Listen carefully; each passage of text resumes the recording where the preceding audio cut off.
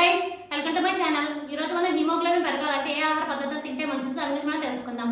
మన small reminder, ఏ పాయింట్లో అయినా ఇన్ఫర్మేషన్ వాల్యుబుల్ గా అనిపిస్తే నా ఛానల్ తప్పకుండా సబ్స్క్రైబ్ చేసుకోండి, అలా లైక్ చేయండి. అప్పుడు ఎక్కువ మందికి ఇన్ఫర్మేషన్ రీచ్ అవుతుంది. మీ ఫ్రెండ్స్ అండ్ ఫ్యామిలీ షేర్ చేయండి, వాళ్ళు హెల్తీ ఇన్ఫర్మేషన్ తెలుసుకుంటారు. ఇంకా లేట్ అయితే మన టాపిక్ లోకి వెళ్ళిపోదాం.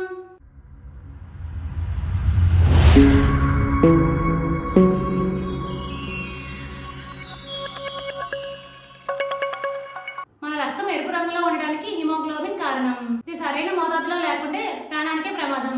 హిమోగ్లోబిన్ తక్కువగా ఉంటే రక్తహీనతకు దారితీసి ఎర్ర రక్త కణాలు అనేవి తగ్గుతాయి. ఇవి నశిస్తే నీరసం, అలసట, ఊపిరి తీసుకోవడంలో ఇబ్బందులు ఏర్పడతాయి.